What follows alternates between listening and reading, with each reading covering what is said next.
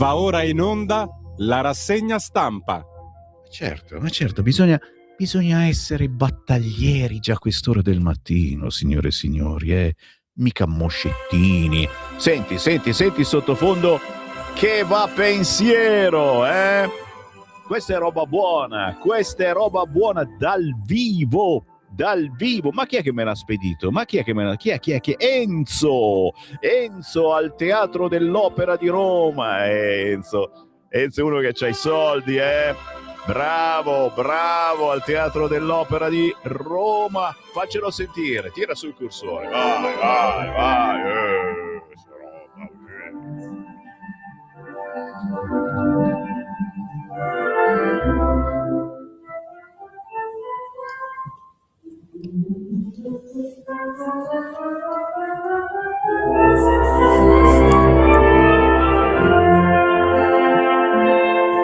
Qui a questo punto ci vuole anche la mia foto da guerriero. Attenzione, inquadriamola, eccola qua, perfetto, grazie Simone. Vedi, questa è proprio la ciliegina sulla torta che vi deve dare la forza anche quest'oggi. Guerrieri del nord, del centro, del sud, guerrieri poveri, guerrieri ricchi, guerrieri di destra, guerrieri di sinistra. Ragazzi, anche oggi bisogna scendere dal letto e renderci utili alla società, ok? Cos'è finito? È finito tutto. Che tristezza. Ma guarda, ero già ispirato. Il buongiorno si sente dal Varin. Eccolo qua, il Sammy Varin. Come state? Quante birre avete bevuto ieri sera? Sono sti giovinastri che vanno in giro. Il Marocco ha perso. Il Marocco ha perso e non sappiamo ancora cosa sia successo. Non lo sappiamo, non vogliamo saperlo. Ci bastano già le altre notizie di cronaca che sto per darvi, roba pazzesca. Poi oggi è pure venerdì, c'è la Chiara Soldani alle 11:10, ragazzi, che ci riassume la sua settimana, ed è una settimana maranza, naturalmente. Ne vedremo di tutti i colori. Intanto buongiorno a chi ci segue dal mare, dalla montagna, dal lago, chi si trova in versione vacanza o comunque si prepara a esserlo, visto che sono settimane di partenze. Fate bene, almeno qualche giorno. Lo dico anche a quelli che dicono no, niente ferie, pochi soldi. Ok, pochi soldi, andiamo d'accordissimo su questo, però cerchiamo di staccare almeno qualche giorno, almeno una giornata, andiamo fuori dalle scatole, ascoltate i miei consigli in È tutto magna magna il mercoledì a mezzogiorno e la domenica alle 12:30. Vi leggo tanti posti dove passare un weekend o semplicemente fare una gita fuori porta, approfittando di feste, sagre e cose mangerecce, ma anche cose da guardare. Proviamo ad alzare il culo dal divano? Dai! Chissà mai che questo weekend prendiamo anche qualche temporalino, che siamo che contenti se arriva il temporalino, va bene, ci laviamo, l'importante è che non si esageri, è vero? Il buongiorno si sente anche dai vostri messaggini. Certo, avete il permesso da adesso in poi, ma lo so che mi scrivete già durante la notte, di inviare i vostri messaggi WhatsApp, audio, video o scritti, come volete, al 340 67 09 659. Una bella occasione per fare una chiacchierata tra di noi, a volte anche litigando, perché magari la pensiamo in modo diverso, ma che ci frega, la nostra radio serve per questo. E già i messaggi di buon mattino arrivano. Senti questo: tra pochi giorni il Parlamento europeo potrebbe compiere un ulteriore passo verso l'introduzione del digital euro, un futuro senza contanti, meno privacy, più controllo. Abbiamo bisogno di un ultimo grande sforzo per fermare questo progetto. Non lasciare che Bruxelles decida del futuro del tuo denaro. Firma ora. Se vi interessa, basta digitare su Google Digital Euro e salta fuori la raccolta di firme. Salve, vorrei far notare che pur di danneggiare la Lega e Salvini, gli anarchici e l'estrema sinistra compiono attentati alla rete ferroviaria, ma avete visto ancora ieri, per creare caos e ritardi. Tutto questo è alimentato dalla sinistra, Grillini, PD, Renzi, Bonelli. che ogni giorno attaccano Salvini su questo tema perché non hanno nulla a cui pensare, vuoto assoluto. Questi atteggiamenti di persistenza, cattiveria sono gravissimi poiché sollecitano nelle menti malate e distorte l'atto del sabotaggio. Fatelo presente ai sinistroidi che con tale atteggiamento dovrebbero essere coinvolti indirettamente anche loro nei sabotaggi. Vero, vero, vero, anche a Matteo Salvini è venuto questo dubbiettino, perché circa un quarto dei problemi sulla rete ferroviaria è data proprio dai sabotaggi. E visto l'atmosfera che c'è intorno alla Lega, intorno a Matteo Salvini, e non da oggi, signori, perché la Lega è l'unica forza che mette pepe in culo, gli altri frenano, o meglio, gli altri se lo tolgono il pepe, noi glielo mettiamo e va avanti, metti il pepe, togli il pepe, metti il pepe, togli il pepe. E ragazzi, l'è un lavorage veramente, l'è un lavorage, c'è quasi quasi da sperare, sto dicendo un'eresia, sto per bestemmiare, che all'interno della coalizione di centrodestra arrivi anche Vannacci. Basta, non ho detto niente. Ho detto qualcosa? Io non ho detto niente, l'hai detta tu? No, non l'hai detta neanche tu, non l'ha detta nessuno. Scherzo, però per dire, cioè dobbiamo mettergliene tanto di pepe in culo a Forza Italia e anche ai Fratellini d'Italia per riuscire a fare qualcosa. Mannaggia sale dura, veramente, veramente. Grazie Enzo del Va Pensiero, ma lo sai, poi quando abbiamo tempo ne mettiamo di ogni tipo, di Va Pensiero in apertura trasmissioni intorno alle 7:25 ogni mattina. In Turchia la NATO praticamente ha dichiarato guerra alla Russia. Complimenti al governo, ma soprattutto alla Lega, ex amici della Russia. Sì, diciamo che non c'è proprio una bella atmosfera in questo momento, però ragazzi non è una novità, ne abbiamo passate di tutti i colori, non ce l'avete la pistola? Pistola a chi? Perché tutti quelli che sono andati al vertice della NATO si sono portati a casa una pistola, lo sapevate? Cominciamo dall'inizio, anzi no, cominciamo, perdonatemi, dal nostro quotidiano di riferimento, il quotidiano comunista Il Manifesto, che mette in primo piano il segretario di Stato americano Marco Rubio. Il titolo del manifesto: Vedo rosso, non russo, rosso. La prossima guerra del governo, Trump è alla minaccia comunista. Il segretario di Stato Marco Rubio invita 60 paesi a un summit che punta a fronteggiare la rinascita del terrorismo di sinistra, equiparando il dissenso alle azioni dell'ISIS. L'Italia ci sarà. Non ho mica capito, perché il manifesto è comunista e quindi si sente un attimino che partecipi anche al manifesto, cosa devo dirti? Tra i titoli in prima pagina sul quotidiano Il Manifesto, la delusione Napoli, e questa è una polemicuzza, ieri era appena accennata e poi in serata è esplosa anche sui telegiornali e questa mattina sui giornali.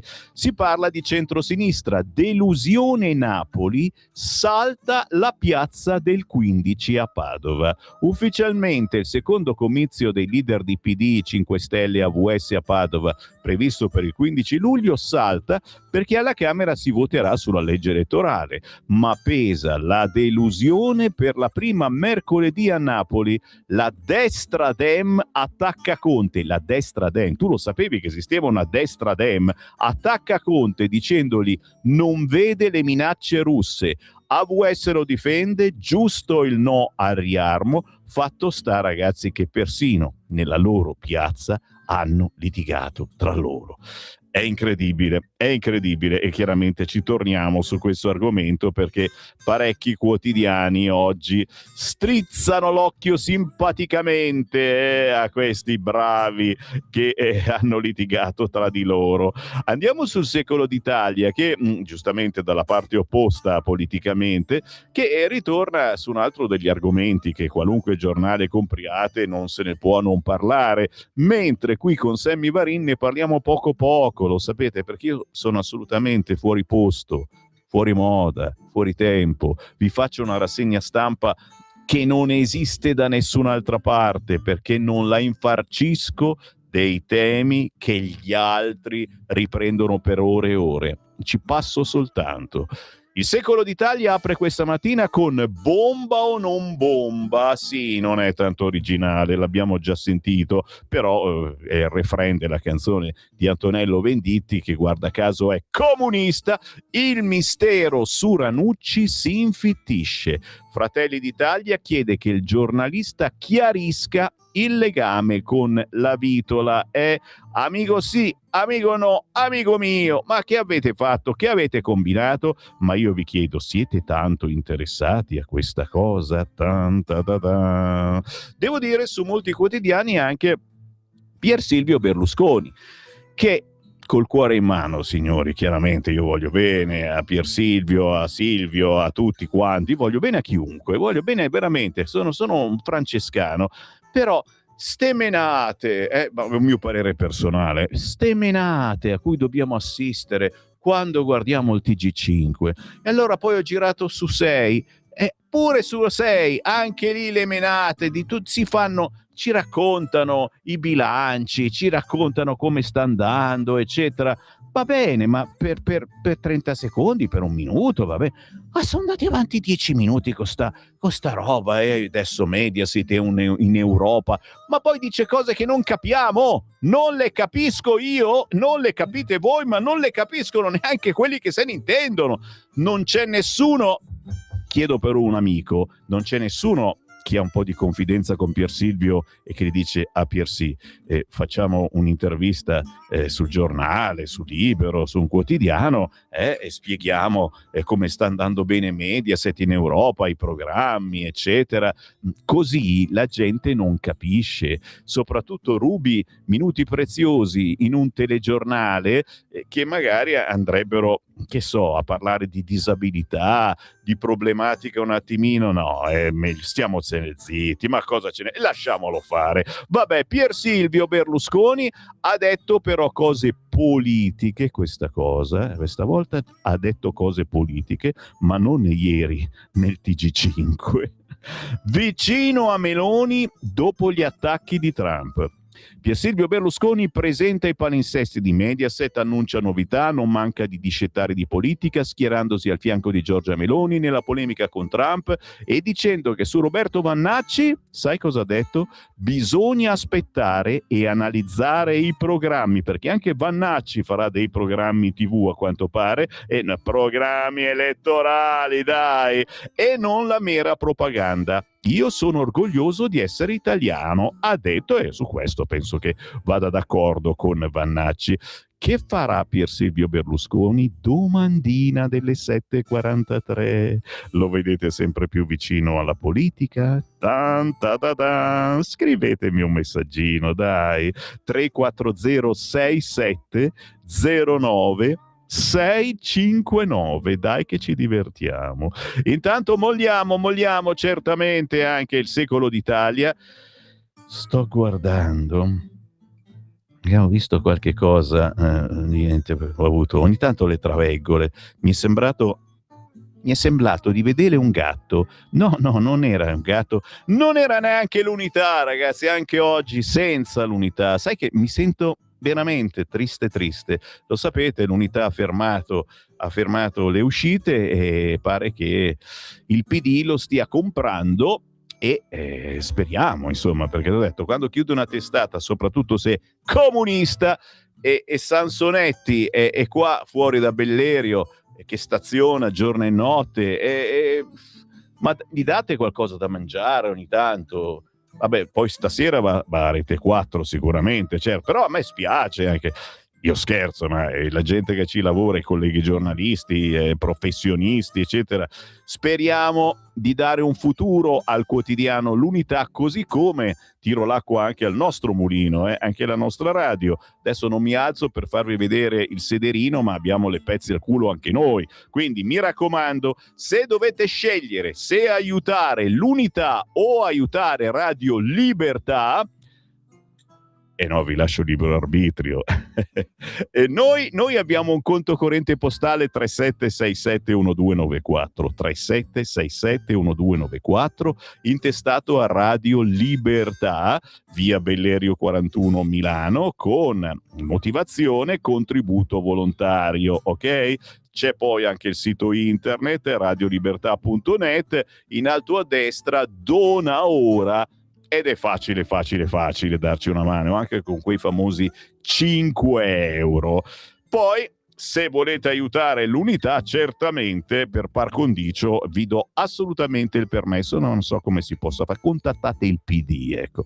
Andiamo sul Corriere, sì, oggi cominciamo con i giornaloni che ci riassumono un attimo tutte le sfighe che dobbiamo assaggiare quest'oggi, ma che su Radio Libertà verrete solo sfiorati da queste cose, perché puntiamo ad altro.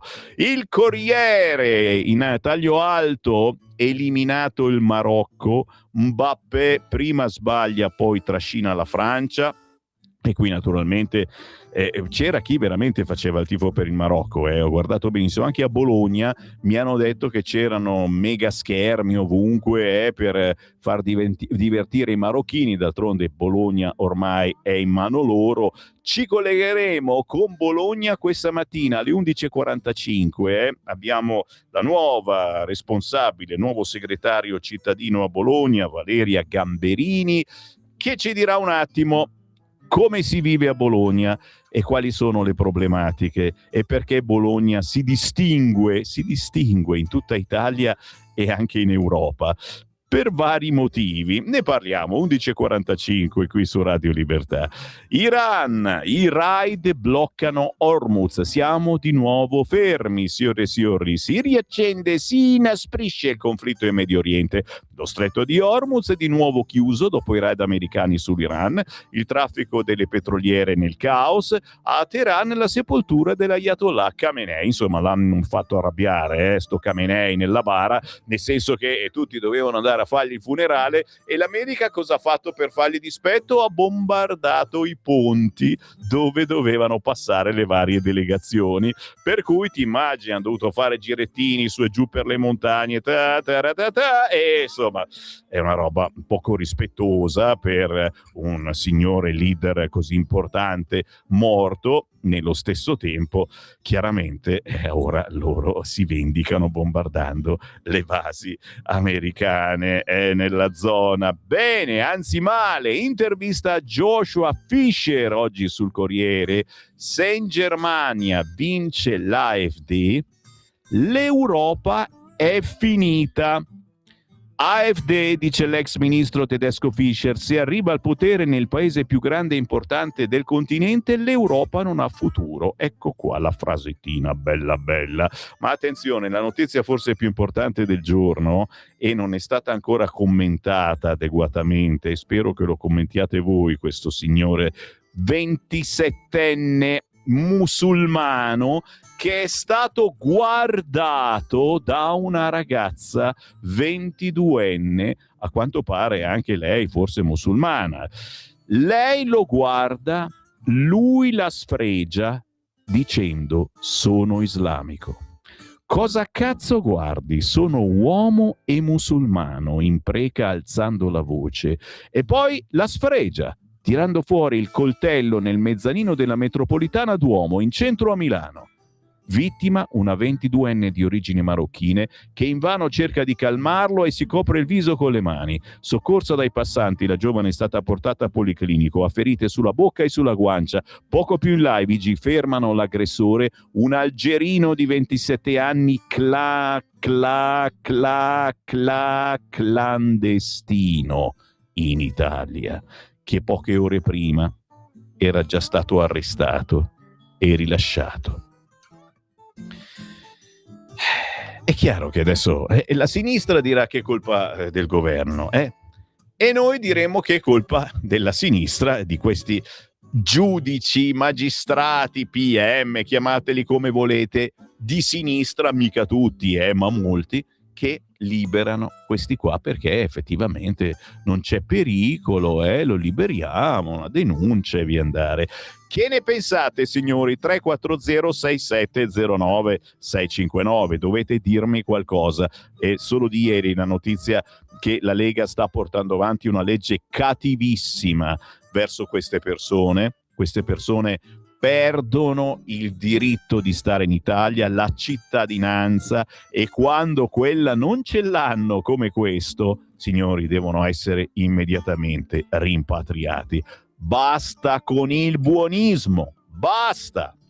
Siamo ancora sul Corriere, già, attenzione, tra le notizie ce ne sono tantissime quest'oggi, ma appunto non sto a menarvele tutte, c'è anche il sondaggio che a quanto pare aveva fatto la Vitola per candidare Ranucci. Avete capito bene, Walter Lavitola avrebbe commissionato un sondaggio per valutare una possibile discesa in campo di Sigfrido Ranucci, quello della televisione. Ho avuto richieste, ma non mi candido, e Lavitola lo sapeva bene, spiega il conduttore TV. Io ho amici, re pornò. Fatto sta che ci sembra sempre più strana questa cosa accaduta, Voi cosa ne pensate?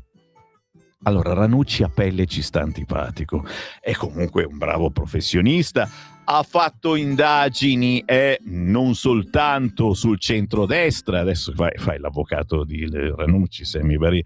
Che ne pensate? Se l'è fatto da solo questo attentato? Lo sapete che noi ci scherziamo in questa rassegna stampa, altrimenti vi faccio addormentare o mi girate su Radio Popolare. Ditemi la vostra, 340 6709 659. Tra le notizie che sbucano in prima pagina sul Corriere, 4 morti sospette, la procura indaga sul centro trapianti di Padova. Una denuncia per 4 morti sospette scuote il centro di trapianti di cuore di Padova e divampa la guerra per la successione del professor Gerosa che guidava la struttura. Sapete che qualche problemino sui trapianti ogni tanto capita, e quello di quel bambino ci è rimasto nel cuore, torneremo a parlarne. L'INPS, allarme salari. Più figli dal lavoro agile, altro titolone, secondo me, che è un buon motivo di conversazione. Quindi, voi che oggi siete a casa in smart working, oltre che lavorare duramente, ne sono certo, potreste fare anche qualcos'altro. Ad esempio, fare un figlio. Oddio, adesso che ci penso, mia moglie Marta oggi è a casa in smart working, quindi non è una buona idea fare figlio. Sta cazzo, dice, l'ha scritto il Corriere. Per l'INPS lo smart working aiuta a fare più figli. Nel rapporto annuale l'istituto sostiene che il lavoro da remoto taglia l'87% della penalizzazione economica della maternità e dunque la favorisce. Allora, in generale poi in Italia ora c'è più lavoro, ma i salari restano troppo bassi e inadeguati. I pensionati sono 16,4 milioni, 8 milioni gli uomini, 8,4 le donne. Per tutti loro nel 2025 la spesa ha toccato i 371 miliardi, gli assegni per gli uomini superano quelli delle donne di circa il 34%. Questo è il rapporto INPS appena uscito. Così vi ho messo sul tavolo un bel po' di argomenti, ma manca una cosa, e manca la pistola. Manca la pistola, signori. Allora tutti noi facciamo un esame di coscienza, tutti noi ci sentiamo almeno una volta al giorno un pistola. Non dite che non è vero, non dite guarda Simone dice annuisce, sì è vero. E allora ragazzi, non fate così. Massimo Gramellini, il suo caffè oggi in prima pagina sul quotidiano Il Corriere, titola proprio così, non la pistola ma il pistola. A tutti i leader che hanno partecipato al vertice della NATO, il presidente turco Erdogan ha regalato una pistola. Peccato che l'onorevole Pozzolo non sia ancora un leader, ti immagini se non tirava in ballo Pozzolo al cocktail con la pistola, ve lo ricordate quel capodanno? Vabbè, altrimenti ci saremmo divertiti un sacco, scrive Gramellini. Una pistola dunque, con il nome e il cognome del destinatario incisi sopra, così da impedirgli di esercitare la nobile arte del riciclo. Sì, come ulteriore omaggio c'è anche una scatola di munizioni belle croccanti per potersi mettere subito all'opera. Immagino Trump mentre scarica il revolver sui piedi di Rutte che saltella tra i proiettili ilare e riconoscente. Vabbè, da un tipino come Erdogan, mica vi aspetterete che regali cravatte, foulard.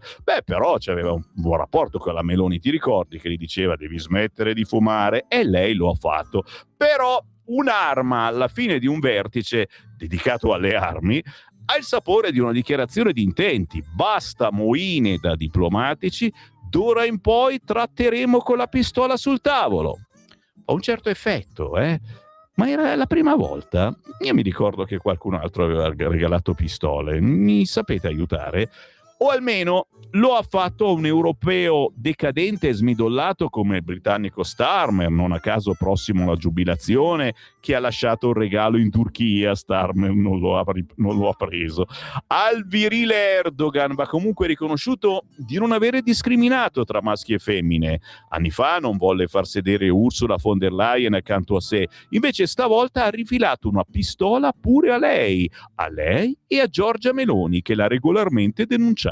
Potrebbe sempre usarla per dirimere i problemi di affollamento a destra sfidando a duello il Vannacci, che però, al di là dei roboanti proclami, dà l'aria di trovarsi più a suo agio con le pistole ad acqua.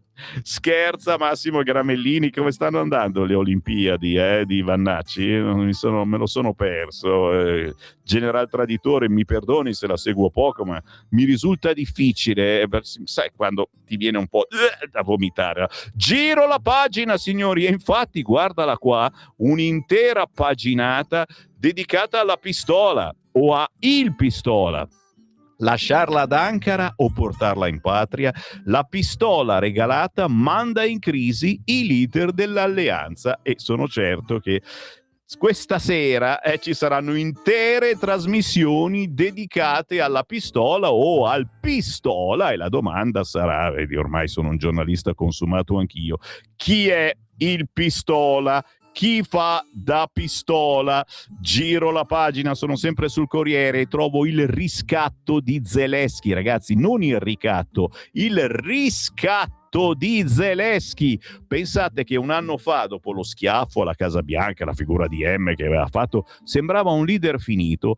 Ora vola nei sondaggi e tratta da pari con gli Stati Uniti, ragazzi. Ma ci credete a questa cosa? Ma com'è questo pompa del Corriere per Zelensky? Ragazzi miei, ha ottenuto la licenza dei Patriot, li sta bombardando tutte le raffinerie e le pompe di benzina russe, e questi non sanno più cosa fare. Guarda, adesso manca soltanto che gli vince pure la guerra, signor? No, però c'è l'intervista in taglio basso. Camporini dice sui Patriot troppe incognite, cedere tecnologia è difficile, la NATO qualcosa si muove ma il problema è politico, e insomma praticamente non sarà così semplice avere i Patriot che svolazzano sopra Zelensky.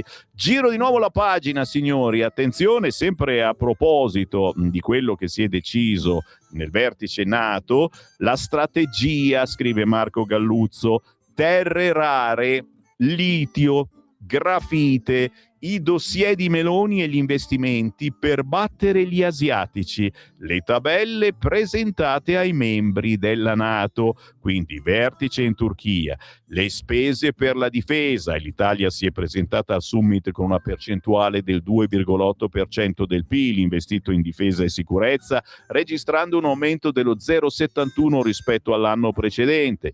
Gli impegni e le priorità, la posizione italiana è stata quella di mantenere gli impegni presi con l'alleanza, ma senza rinunciare alla propria programmazione, stabilendo cioè tempi, modi e priorità. Avete sentito anche che le spese non devono prevedere solo gli investimenti per gli armamenti, ma anche quelli per la sicurezza che tocca la vita dei cittadini, ma soprattutto gli armamenti, avete sentito, li compreremo dove vorremo noi, ok? Giro di nuovo la pagina, sono sul giornalone Il Corriere, che riassume un po' tutti i casini di quest'oggi. Ad esempio il casino nel campo largo di centrosinistra, ragazzi miei, a pagina 10, Kiev, polemica sulle frasi di Conte, imbarazzo del PD, i riformisti all'attacco, il leader ha detto sì al negoziato, Gori, posizioni inconciliabili, l'ipotesi di rinviare l'evento di Padova. So che non avete capito niente, signori, non è per niente facile. Vi leggo 5 righe, 5 prima della pausa.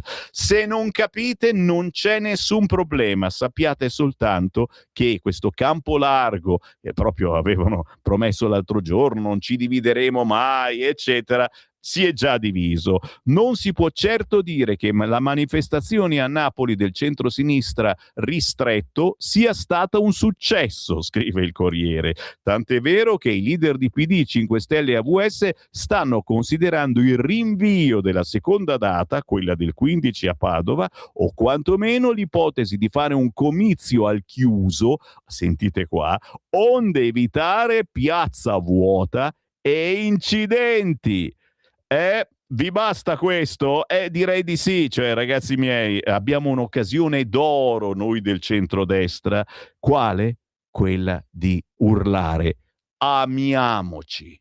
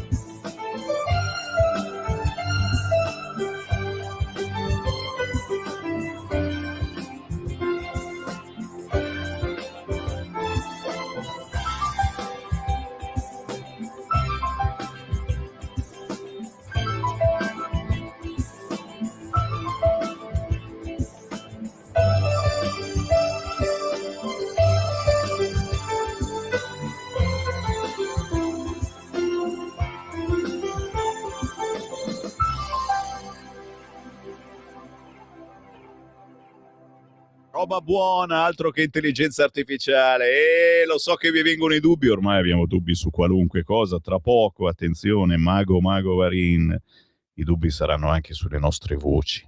È la cosa più terribile. Sulle pubblicità, soprattutto. Ormai pare che gran parte delle pubblicità che ascoltate in radio e in TV siano fatte con intelligenza artificiale, chiaramente.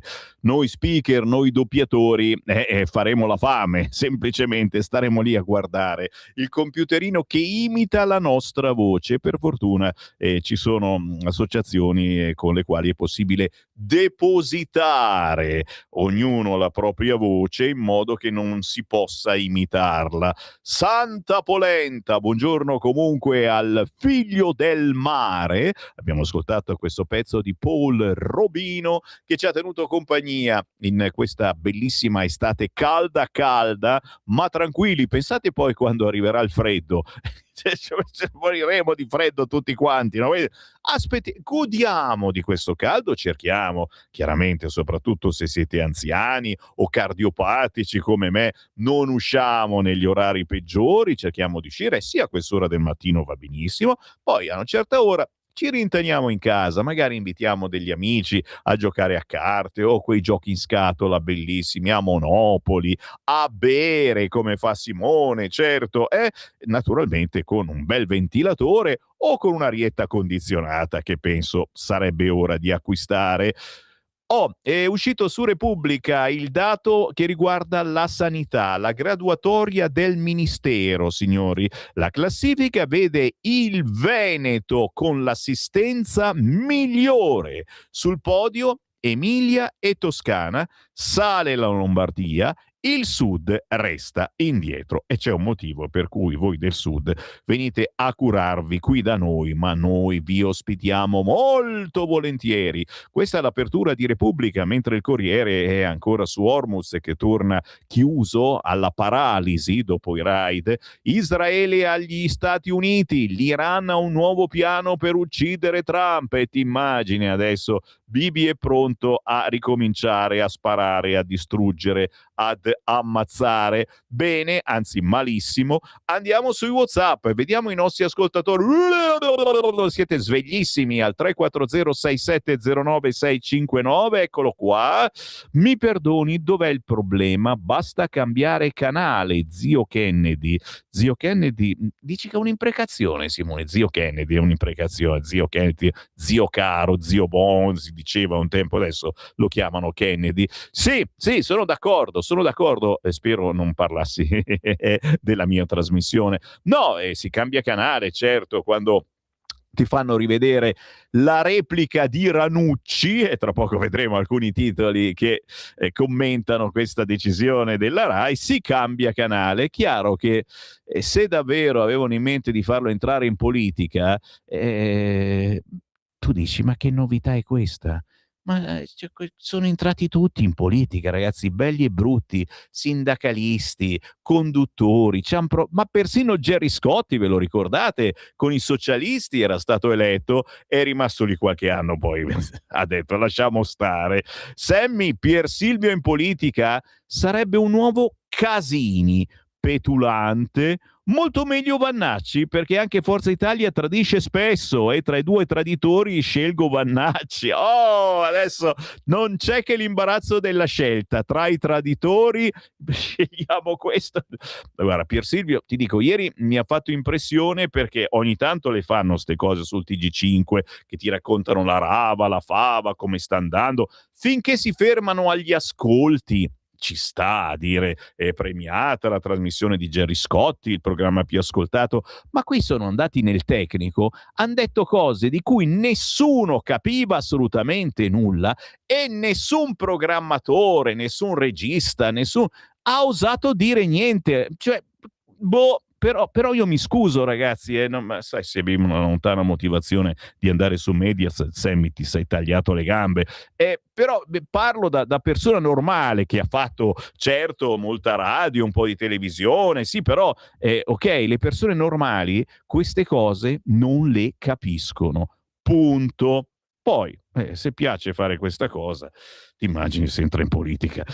Riciao, Pier Silvio non entrerà in politica perché ha troppi scheletri nell'armadio. Oh signora, anche Pier Silvio ha gli scheletrini. A me sono sempre piaciuti gli scheletri. Se entri nel mio gabinetto, io ho uno scheletro impiccato vicino alla doccia. Sappilo, quante cose che non sapete su Sammy Varin. Vecchi e nuovi questi scheletri. Entrando in politica verrebbero tutti fuori, danzando e diffamando. Grazie Enzo della segnalazione. Non sapevo che anche Pier Silvio avesse gli scheletrini. Delinquenti clandestini non sono rimessi al loro paese, ma consegnati alla loro polizia, che è la cosa di cui tutti hanno terrore. In effetti, Maurizio, sarebbe una buona idea, è vero? È vero? Sì, anche questa cosa segnalata dal nostro ascoltatore lontano, lui è lui che ci segnala le cose, non vive in Italia ma ce le segnala anche se vive lontano. La ciclabile di Sala blocca i pompieri corsi a domare l'incendio di Bartolini, che adesso pare che stia assumendo altri connotati, non è stato un incendio casuale. È chiaro che lì il ponte famoso della Ghisolfa si restringe e quindi non è facile passarci. Ancora, non mi direte che questa musichetta è di quel furbone di Allevi. No, assolutamente no, quelli così famosi non li trasmettiamo, cari ascoltatori. Si chiama Paul Robino,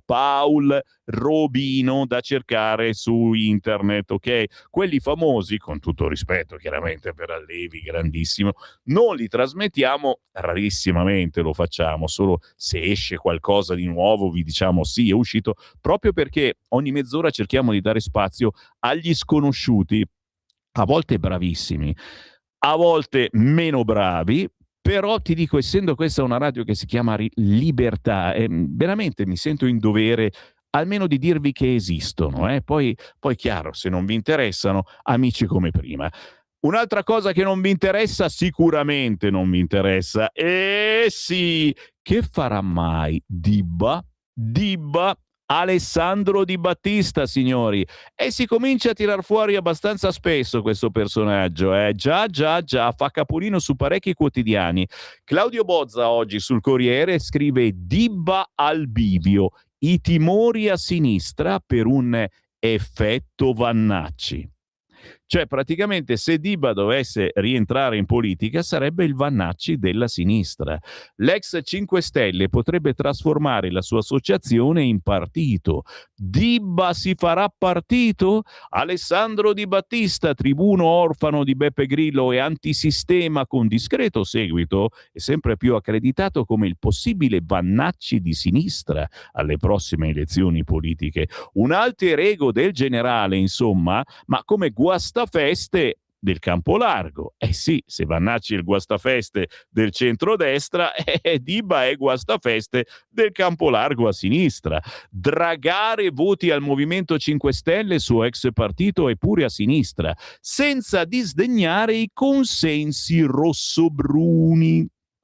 Dibba per ora al contenitore, schierarsi si chiama così, l'associazione fondata nel 2023 da cui sta facendo politica dal basso, mi pare aiutatino da qualche rete TV, ma bisogna vedere se avrà le palle per misurarsi davvero alle elezioni, osserva velenoso al Corriere un suo vecchio sodale. Per capire se Dibba scenderà davvero in campo bisognerà aspettare ottobre. Pro Pal, pro Putin, anticasta, antimedia, antitutto. Negli ultimi tempi il fu grillino radicale sta battendo palmo a palmo l'Italia con i banchini per raccogliere le firme per il referendum, per chiedere l'abolizione del finanziamento pubblico ai giornali. E almeno io sono contento, finisco anche di fare la rassegna stampa e basta, dormo fino alle 10. L'obiettivo sono 500.000 firme, il minimo per indire un referendum. Mancano 25 giorni per riuscirci, ma i Dibba Boys,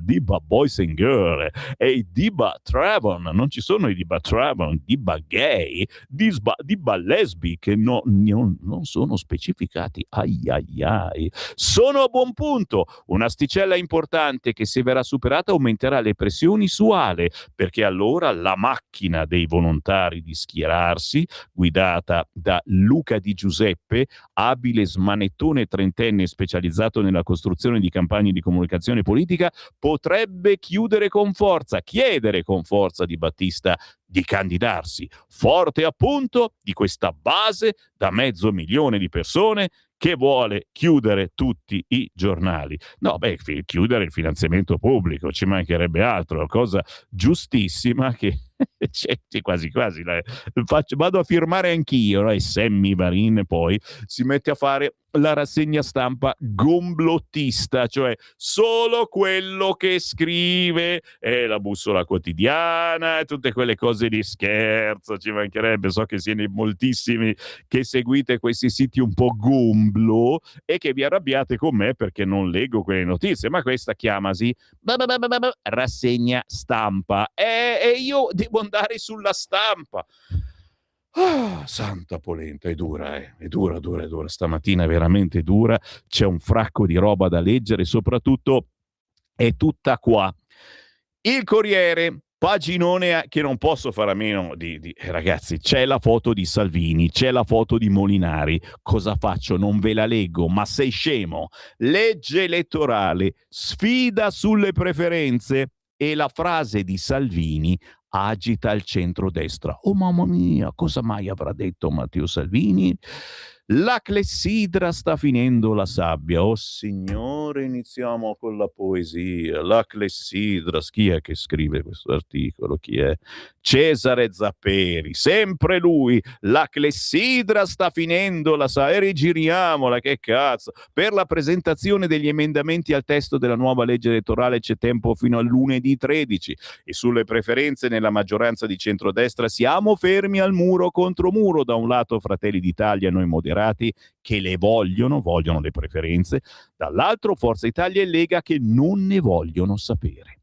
Ieri mattina, parlando durante una conferenza stampa dedicata a tutt'altro, il leader della Lega Matteo Salvini si è lasciato sfuggire una frase che è parsa aprire uno spiraglio, forse anche per un compromesso. Ha detto: se il no alle preferenze della Lega resta fermo, noi non abbiamo posizioni ferme a proposito della legge elettorale, ma su temi economici, sociali e di sicurezza. Ci sono i tecnici che ci stanno lavorando. Io sono sempre stato eletto con le preferenze, sia a Milano sia a Bruxelles, ma questo non toglie e non aggiunge nulla. Parole dal sen fuggite senza una reale volontà politica dietro, o c'è dell'altro? Sto che state pensando, no? Difficile dire, perché dentro la Lega sono tutti persuasi che la linea antipreferenze, più volte ribadita anche nell'ultimo Consiglio federale, non è cambiata. Chi conduce le trattative per il Carroccio, come il ministro Roberto Calderoli, che in tema di leggi elettorali ha una certa esperienza, non sempre positivo, scrive il Corriere, tiene la bocca rigorosamente cucita. Mercoledì i rappresentanti dei partiti hanno discusso per 4 ore senza arrivare a una conclusione. Se avessimo avuto una posizione comune, certa e precisa su come affrontare il tema delle preferenze, sarebbe già stata nel testo della legge che abbiamo depositato, ha detto Donzelli, e bla bla bla. Mi fermo qua, ma giustamente stiamo in ballo anche con la legge elettorale. Perdonami, mi sono arrivate voci, quelle famose voci, che sono quelli di internet che io non leggo, ma ogni tanto qualcosa vi riferisco, che qualcuno inizi a pensare: va bene, senti, facciamo la legge elettorale come la volete voi, però la chiudiamo con questa autonomia. Pissi pissi bao bao. Quando dico pissi pissi poi Simone deve andare in bagno. Pissi pissi bao bao. Non ho detto niente, sono voci da internet, qualcuno l'ha scritto. Chi cazzo scrive queste cose? A un certo punto, cioè, la finiamo con questa autonomia, la facciamo, è stata promessa, basta fare gnignero e noi certamente ci staremo sulle vostre preferenze, sulle non preferenze. Santa pazienza, bisogna avere una pazienza. Adesso vi metto alla prova, cari amici della pazienza. Sono musulmano, cosa guardi? poi sfregia una ragazza nel metro.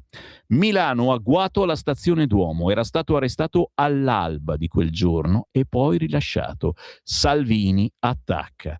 La lama le affonda all'angolo della bocca e in un attimo prosegue lungo la guancia sinistra fino al collo. Lo sfregio sul volto della 23enne potrebbe restare per sempre. In un angolo a terra sotto il sagrato del Duomo, nel cuore di Milano, nel mezzanino di quella metropolitana gialla costantemente affollata di pendolari e turisti, resta un'ampia pozza di sangue, i fazzoletti usati dai passanti per cercare d'aiutare quella ragazza terrorizzata e sotto shock e le garze con cui i soccorritori hanno tamponato la profonda ferita prima della corsa in ambulanza verso il vicino pronto soccorso dell'ospedale policlinico. L'aggressione è stata tanto brutale quanto senza senso, un incrocio di sguardi casuale tra la folla. Che cazzo hai da guardare? Le ringhia contro questo sconosciuto.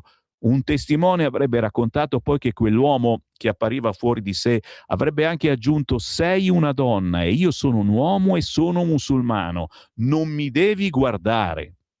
Chiaramente non avrà avuto il niqab e altre chincaglierie del genere.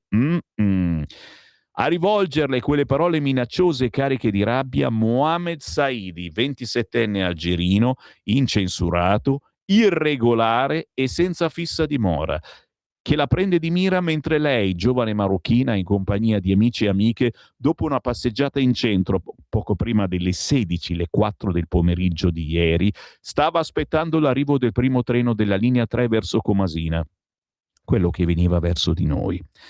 È in quel momento che Saidi le si avvicina e l'accusa di averlo guardato. La vittima prova a tranquillizzare quello sconosciuto, gli assicura che non lo stava fissando né guardando, ma la rabbia dell'argelino cresce. Urla, la insulta, le sferra un pugno al volto. La 23enne prova a difendersi, cerca di allontanarlo, ma Saidi sfodera un coltellino. Il fendente è una sventagliata che sfregia il viso della ragazza.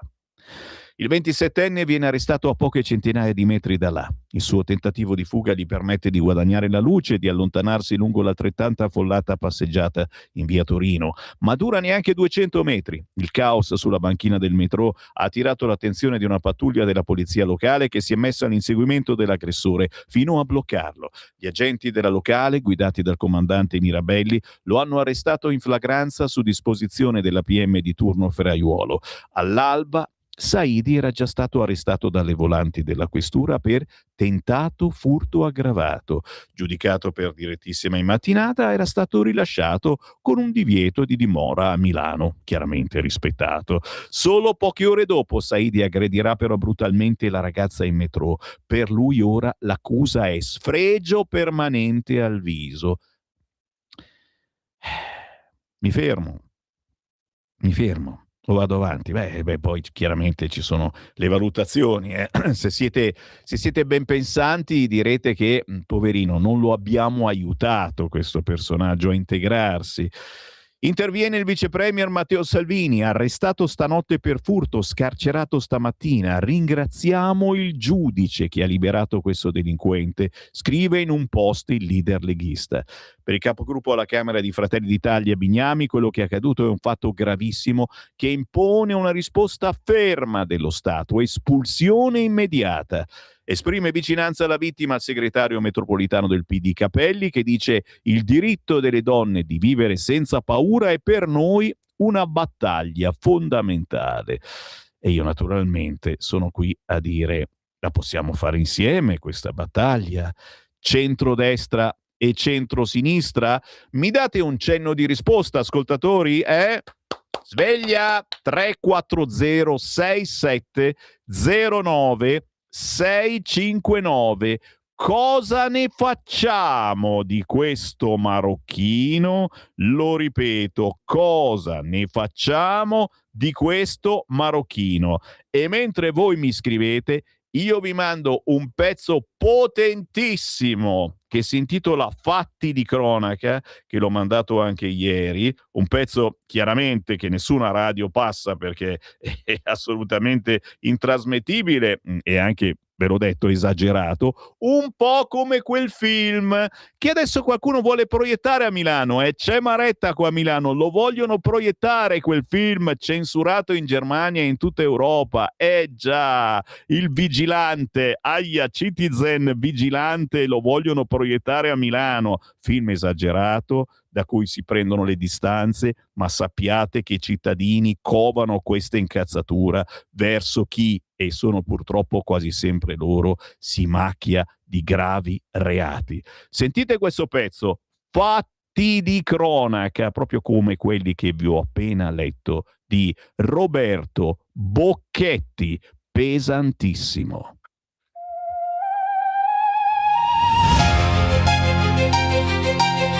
Qui non vedono la fine. Yeah. Le luci della città si riflettono sull'asfalto bagnato. Un sabato mattina a Milano che si è bruscamente fermato. In via Capacelatro si consuma la follia del momento. La minza ai Lili Gambiano colpisce un passante in modo infame.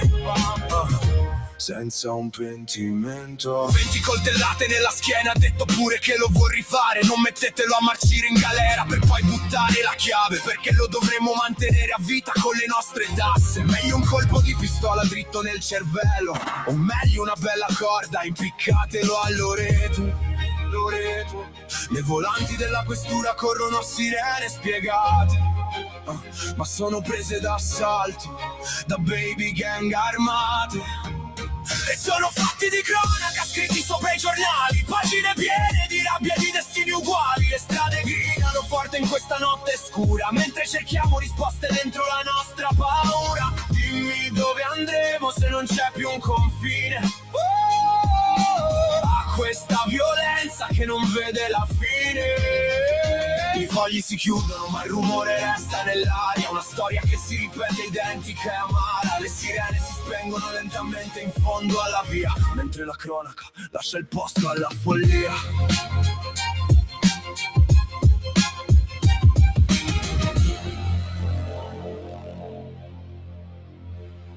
Si chiama Roberto Bocchetti, Fatti di cronaca, questa canzone è intrasmettibile certamente, ma che noi trasmettiamo per farvi capire come questa incazzatura deve essere poi incanalata in proposte di leggi, in leggi che devono essere approvate facendo squadra al governo, facendo squadra anche con l'opposizione.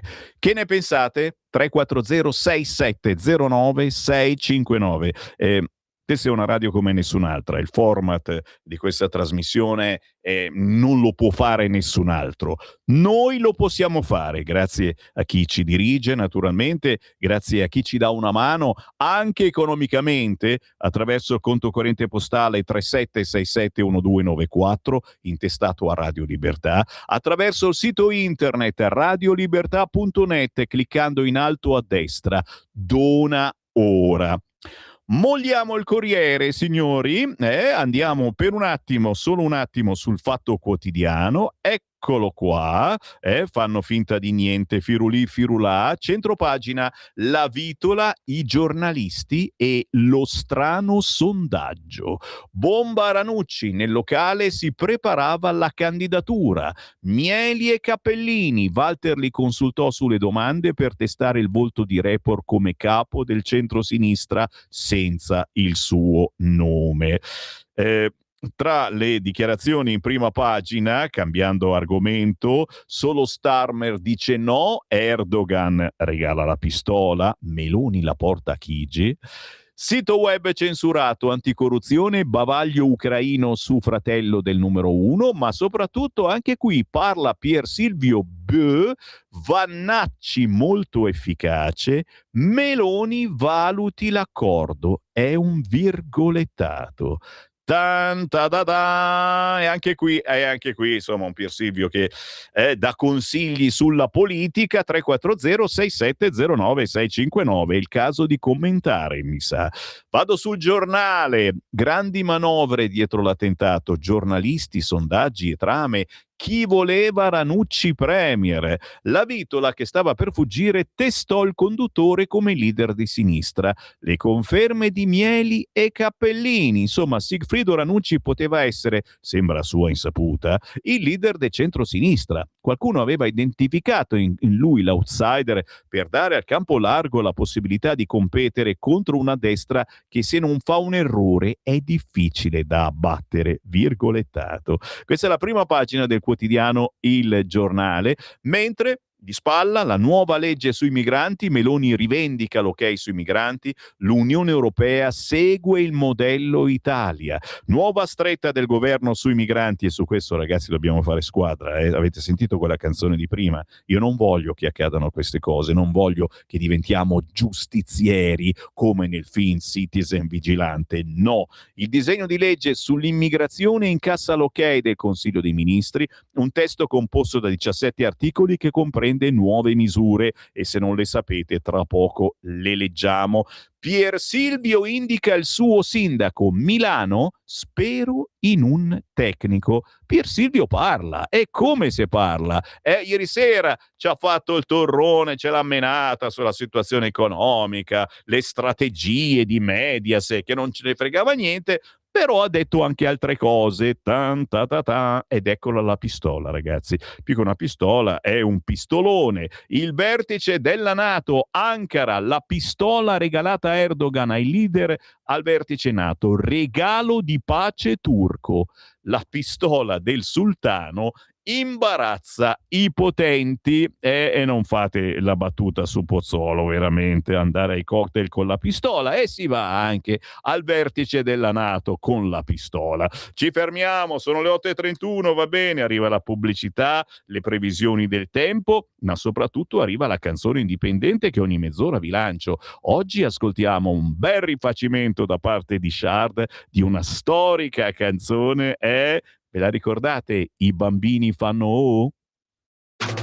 Stai ascoltando Radio Libertà. la tua voce libera, senza filtri né censura. La tua radio.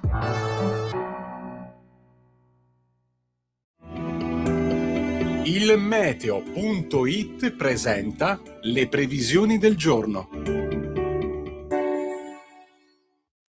Lieve calo della pressione atmosferica, ma con conseguenze piuttosto blande e limitate ai rilievi settentrionali. Nella prima parte della giornata sole dominante su tutto il paese, con cielo sereno, salvo per qualche innocua velatura al nord. Nel pomeriggio l'instabilità si farà via via più marcata, specialmente sull'arco alpino centro-occidentale, col rischio temporalesco, sempre in genere buono altrove. Per ora è tutto da ilmeteo.it, dove il fa la differenza anche nella nostra app. Una buona giornata da Federico Brescia. Avete ascoltato le previsioni del giorno.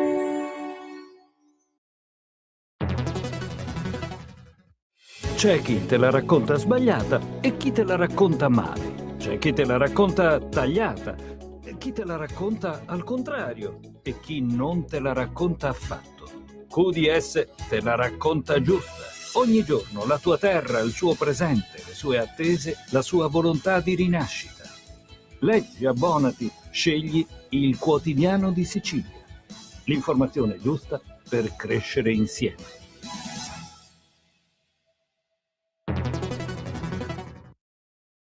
Lo amiamo perché ci offre sempre le cose più buone e naturali. Linea Alberto Acerbis. Problemi respiratori, tosse, raffreddore, tosse secca, tosse grassa. Abbiamo il prodotto che ti può aiutare. Bronco Free, la soluzione bevibile alla bava di lumaca, timo, verbena, altea, papavero e marrubio. Un insieme di erbe e di prodotti che aiutano a sciogliere il catarro e a favorirne l'espettorazione in maniera naturale. La tosse è un meccanismo espulsivo naturale che il nostro organismo mette in atto quando all'interno delle nostre vie respiratorie entrano virus, entrano batteri, entrano sostanze che il nostro organismo ritiene dannose. Come fare per calmare la tosse? Bisogna sciogliere il catarro e favorirne l'espettorazione attraverso un mucolitico naturale. La bava di lumaca, infatti, attraverso gli enzimi litici in essa contenuti, aiuta a sciogliere appunto il catarro e aiuta la sua espulsione. Abbiamo un'offerta straordinaria per voi stamattina. Se dite ascolto Radio Libertà e chiamate lo 030 68 40 408, 3 flaconi di Broncofree a 59 euro, e se dite ascolto Radio Libertà voi non pagate le spese di trasporto e in più avete uno splendido omaggio. Chiamate adesso 030 68 40 408. Stai ascoltando Radio Libertà, la tua voce libera, senza filtri né censure, la tua radio.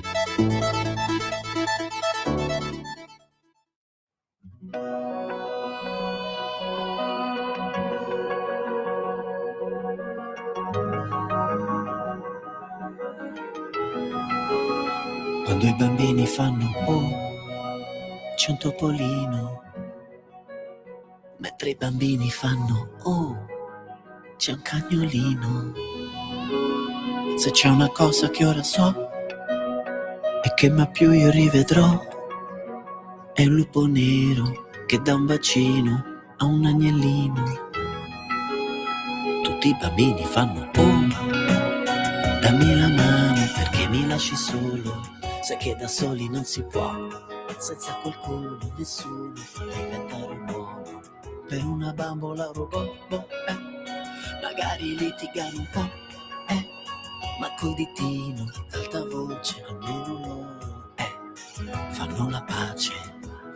Così ogni cosa nuova è una sorpresa, e proprio quando piove, i bambini fanno oh, guarda la pioggia. Quando i bambini fanno oh, che meraviglia, ma che scemo vedi però bello, e mi vergogno un po' perché non so più fare oh, per fare tutto come mi piglia, perché i bambini non hanno peli né sulla pancia né sulla lingua. I bambini sono molto indiscreti, hanno tanti segreti come i poeti. Nei bambini vola la fantasia e anche qualche bugia, oh mamma mia, bada. Ma ogni cosa è chiara e trasparente, che quando un grande piange i bambini fanno oh, ti sei fatto la bua, è colpa tua. Quando i bambini fanno oh, che meraviglia, ma che scemo vedi però e mi vergogno un po' perché non so più fare oh, non so più andare sull'altalena in fil di lana, non so più fare una collana.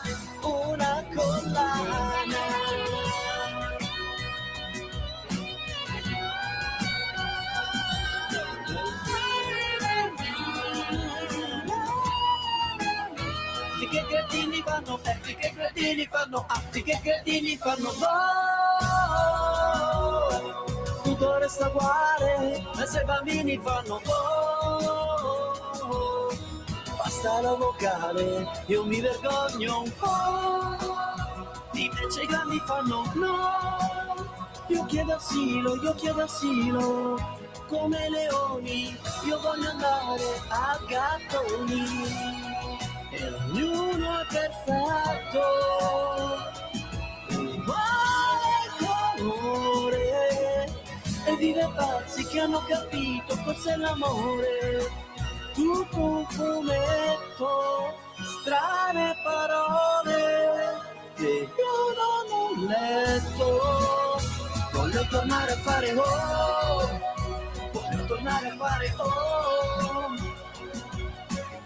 perché i bambini non hanno peli né sulla pancia, né sulla lingua.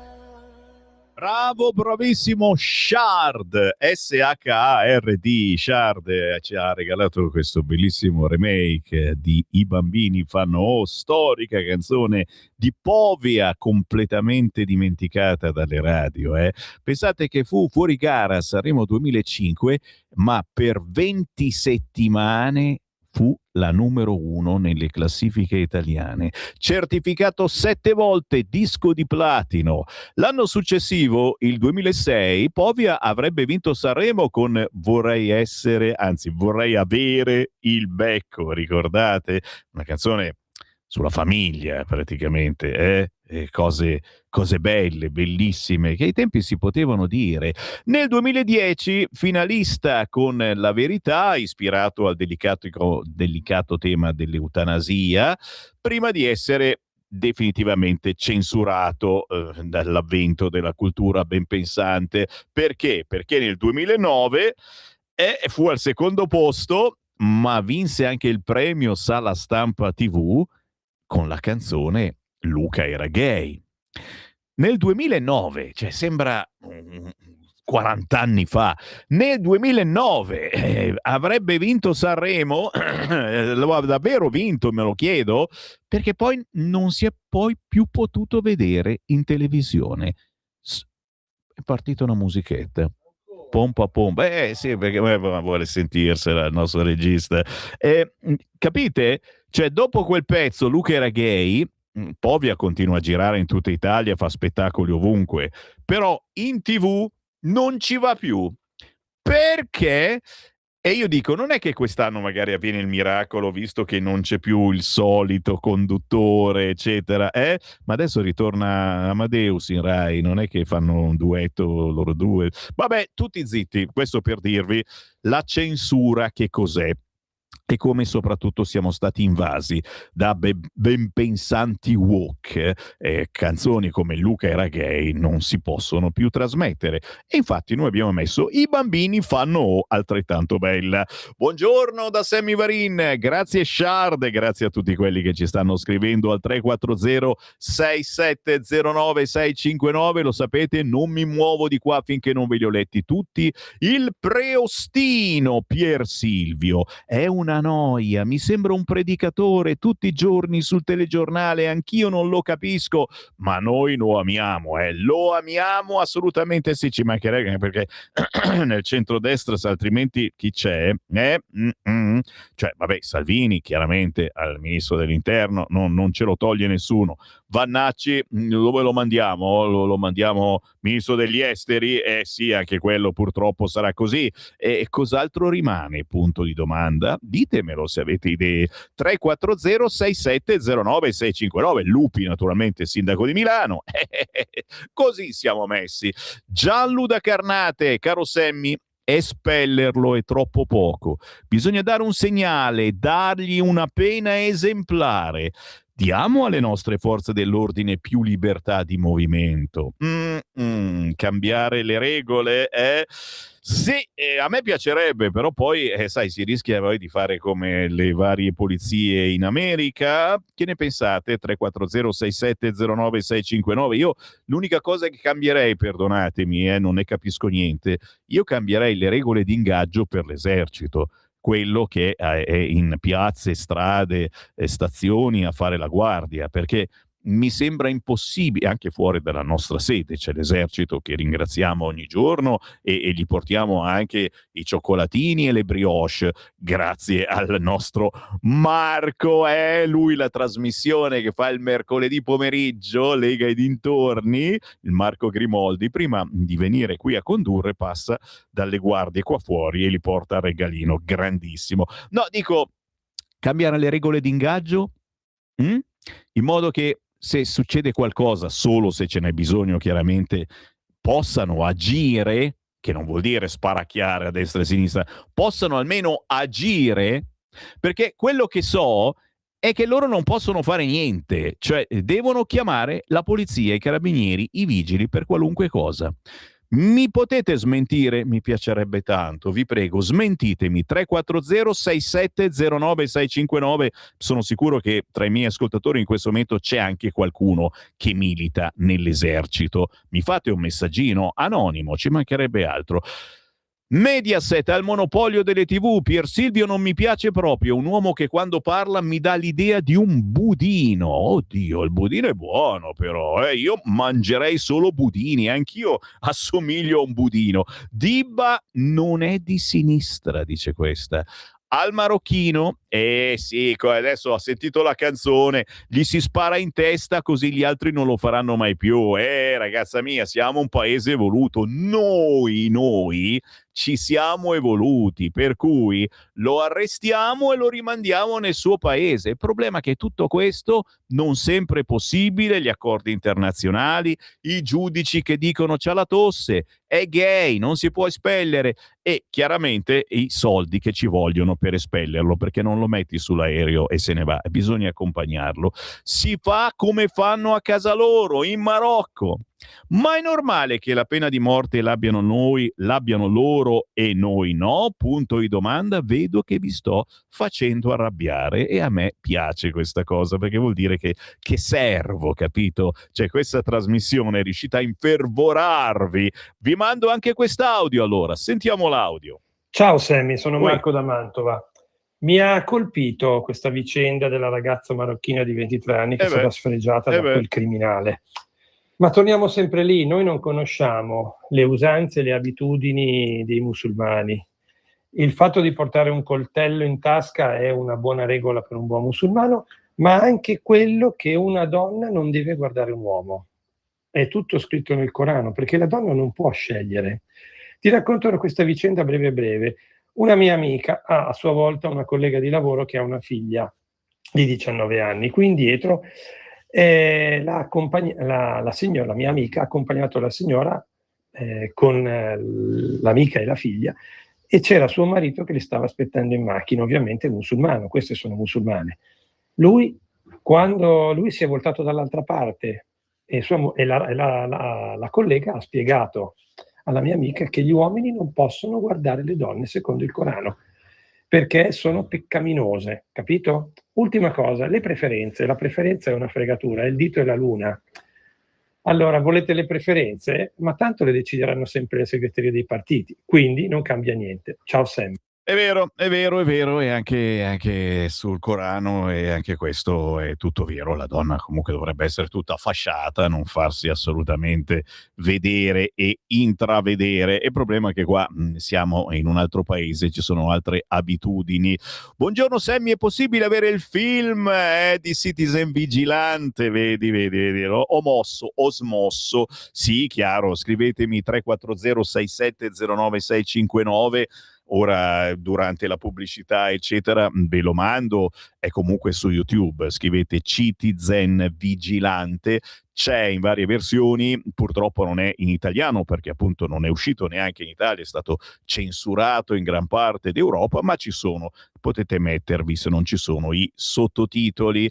Ciao Sammy, con questi giudici i delinquenti ci prendono per il culo e fanno quello che vogliono. Divieto di dimora a quella cacca, figuriamoci, ma dove vivono? Meglio l'intelligenza artificiale che ti giudica sempre più efficace e giusta. Sai cosa farei alla coltellatrice, che è un accoltellatore? Meglio che non lo dico. Brava Dani, non diciamo cose, ormai abbiamo capito. E ancora questo centrosinistra, dopo Napoli salta la piazza del 15 a Padova, gli conviene, tira brutta aria e il santo non può garantirgli la tranquillità. Scherza Mattia da Padova. Sto leggendo i vostri WhatsApp e ne stanno arrivando, non smettete più. 340 6709 659. Hai ragione Sammy, automezzi, fucili mitragliatori sono inutili e inutilizzabili. Sono ragazzi frustrati al caldo e basta. Stiamo parlando dei militari che fanno la guardia in strade, piazze, come le figurine al presepe, purtroppo, solo per le pigre coscienze politiche. No, comunque Maurizio, fanno opera di deterrenza. Su questo sono d'accordo al 100%, perché comunque averli lì è una sicurezza. Però nessuno sa che sono lì e non possono fare niente. È solo questo. E questo vorrei capire.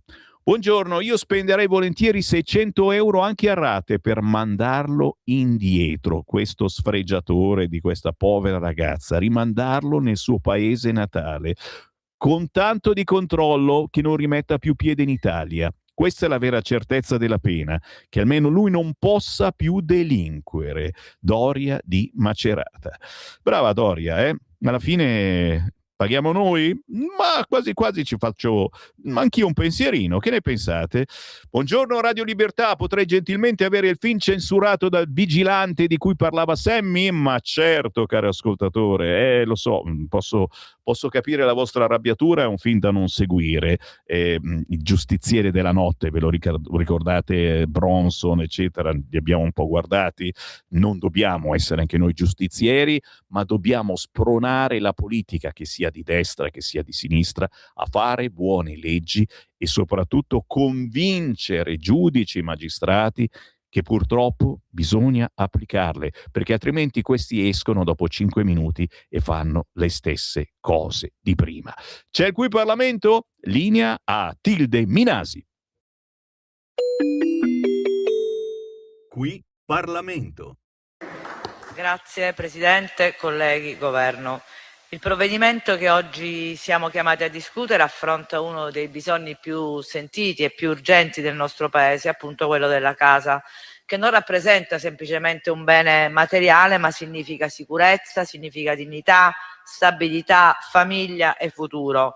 È il luogo che costituisce il primo presupposto della coesione sociale e proprio per questo il diritto ad accedere a un'abitazione dignitosa non può essere mai considerato un problema marginale dall'azione pubblica, ma è uno dei pilastri fondamentali delle politiche sociali di un paese moderno. È proprio per questo che questo provvedimento è stata la priorità di questo governo, su spinta del vice premier Matteo Salvini. E se ci abbiamo messo del tempo è perché questo provvedimento è stato costruito dopo un ampio e profondo confronto con le parti sociali. E questo piano nasce dalla consapevolezza che oggi l'Italia vive una vera e propria emergenza abitativa. Lo sappiamo, lo conosciamo bene, i numeri ce lo fotografano, sono sempre più le famiglie in graduatoria che non riescono ad avere l'assegnazione di un alloggio pubblico, cresce la difficoltà di accesso alla casa da parte dei giovani, degli studenti universitari, dei fuorisede, dei genitori separati, di tanti anziani e delle famiglie a reddito medio-basso che pur lavorando non riescono a sostenere i costi del mercato immobiliare. E a tutto questo si aggiunge un patrimonio non di poco conto di edilizia residenziale che in larga parte necessita di essere appunto recuperato e valorizzato. Sono oltre 60.000 gli alloggi che oggi risultano inutilizzati perché necessitano di interventi di manutenzione straordinaria e quindi migliaia di immobili che restano improduttivi e sottratti alla loro funzione sociale. Quindi è evidente che non si tratti di una criticità contingente, ma come dicevo, di una situazione drammatica che si è creata negli anni e che affonda le sue radici nel passato e che i governi precedenti non sono mai stati capaci di risolvere, nonostante i continui proclami. Per troppo tempo, infatti, il problema non è stato mai affrontato con una strategia organica. Noi oggi vogliamo invece intervenire in maniera decisiva, diversa dal passato, e con questo decreto che segniamo un vero e proprio cambio di rotta, come appunto chiedeva la senatrice Floridia. Dopo molti anni, infatti, il nostro Paese torna ad avere una vera politica nazionale per la casa, una strategia complessiva ed armonizzata che interviene su diversi fronti e con concretezza. E lo fa, lasciatemelo dire, grazie alla Lega. Il piano casa è infatti una misura fortemente voluta dal ministro Salvini e rappresenta una risposta concreta all'esigenza di una larghissima fetta di popolazione in cui rientra la cosiddetta fascia grigia, cioè quei cittadini che non hanno i requisiti per accedere a un alloggio di edilizia popolare, che hanno magari un lavoro, ma che nonostante questo non riescono a comunque sostenere i costi di un fitto e vanno ovviamente in affanno.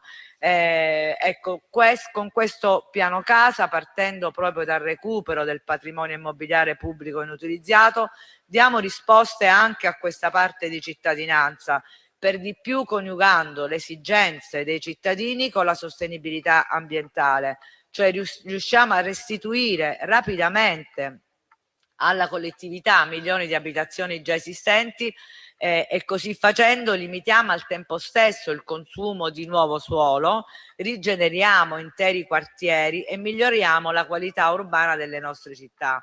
E tutto questo lo faremo promuovendo l'edilizia convenzionata, il canone calmierato, il rent to buy e nuovi strumenti capaci di ampliare l'offerta abitativa, cioè con una scelta di grande equità sociale. E lo vogliamo fare anche tramite una sburocratizzazione importante che tende a sveltire il processo, visto che in tanti anni non è stato fatto niente, quindi ora bisogna accelerare e dare risposte che i cittadini aspettano da tempo. E il decreto istituisce appunto proprio per questo anche un commissario che ha il compito entro 30 giorni alla nomina di fare una ricognizione di tutti quegli immobili da destinare ad edilizia residenziale sociale e con il compito appunto di coordinare e di accelerare tutti gli interventi. E non è tutto, a queste scelte anche affianchiamo un'altra scelta innovativa, ovvero quella di coinvolgere i capitali privati attraverso investimenti che normalmente dall'altro lato che stupidamente demonizzano e che invece possono diventare un alleato fondamentale per realizzare finalità pubbliche, purché lo Stato ovviamente definisca regole chiare, obiettivi di interesse generale, strumenti efficaci di controllo, perché i capitali privati sono oggi una risorsa preziosa se utilizzati appunto secondo questi criteri, con regole precise e controlli veri. Quindi non si tratta di sostituire il privato, ma di rafforzarlo, mettendo a sistema tutte le energie disponibili per aumentare l'offerta di abitazioni accessibili.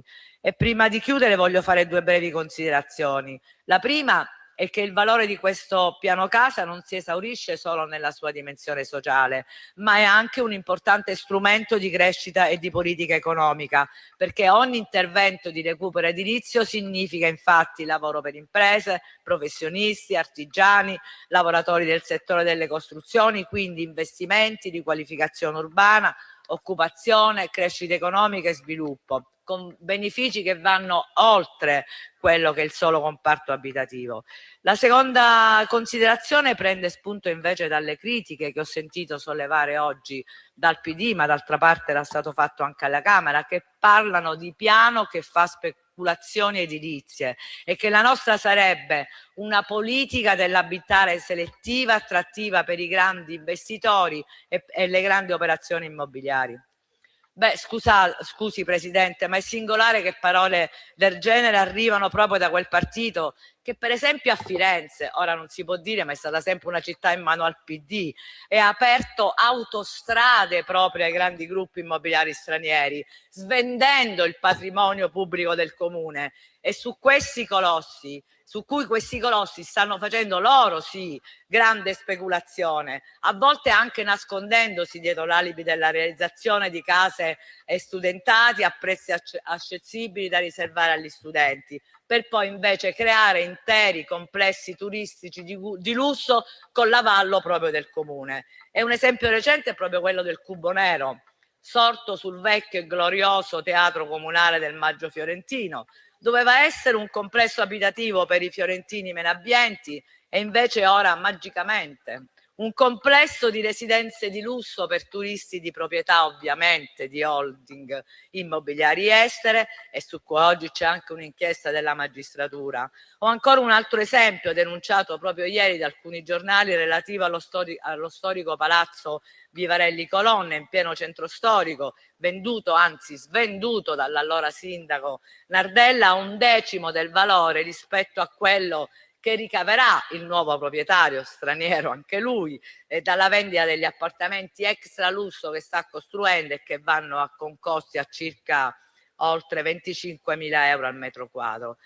Tutto questo in barba alle esigenze abitative dei residenti che non riescono a trovare una casa in città, mentre il comune fa la guerra agli affitti brevi da parte dei piccoli proprietari. Questi sono, come sempre, i paradossi della sinistra. Quindi direi che prima di attaccarci e di criticare i nostri provvedimenti, che a differenza dei loro sono concreti con le nostre parole, i colleghi del PD dovrebbero guardare in casa propria, alle proprie ipocrisie, allora andare sempre a braccetto con la finanza anziché con i cittadini e rispondere agli elettori e alla cittadinanza tutta delle proprie menzogne, dell'incapacità e delle proprie pesanti responsabilità politiche e non. Il nostro decreto restituisce invece, non a parole o con proclami, centralità a un diritto fondamentale, offrendo, diversamente da quanto fatto finora, risposte concrete a bisogni reali attraverso una visione che tiene insieme giustizia sociale, sostenibilità economica e ambientale, rigenerazione urbana e sviluppo. Ridaremo finalmente un'abitazione dignitosa a chi ne ha bisogno, lo faremo senza speculazioni e nel pieno rispetto dell'ambiente, dando anche un nuovo impulso allo sviluppo. Quindi grazie al ministro Salvini, continueremo a sostenere il governo nelle sue scelte che ancora una volta si dimostrano fattive, costruttive e davvero rispondenti alle esigenze degli italiani. Grazie. Qui Parlamento. Stai ascoltando Radio Libertà. la tua voce libera, senza filtri né censura. La tua radio.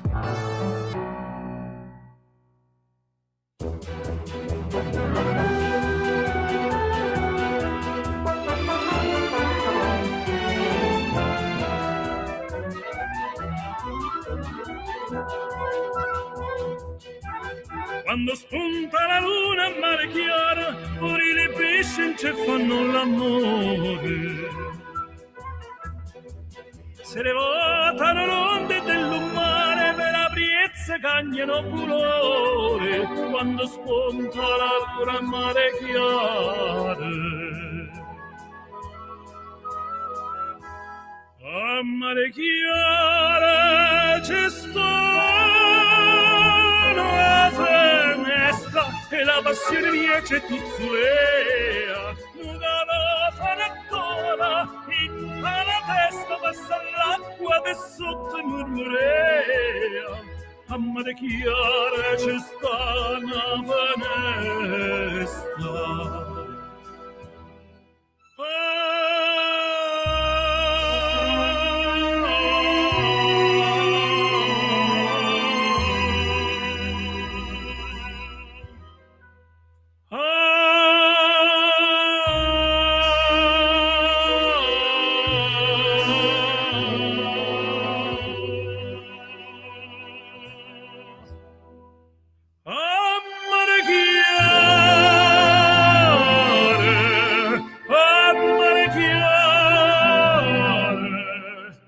Sta una finestra.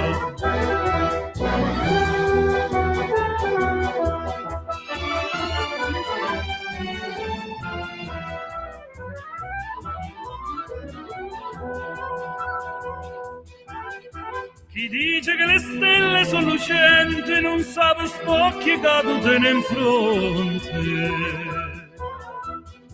Sti due stelle li sacci solamente in tal cuore ne tengo il ponte. Chi dice che le stelle sono lucenti sceta de Carolì che l'aria è dolce quando mai tanto tempo ci aspettato, accompagna le suone con la voce stasera una chitarra ci ho portato. Scende de Carolì che l'aria è dolce.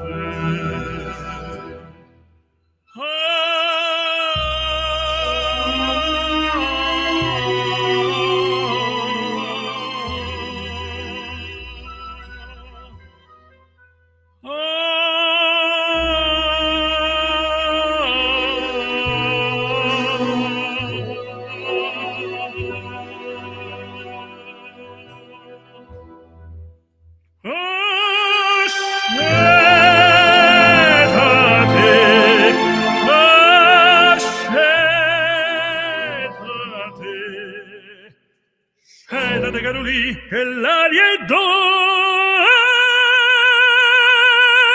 La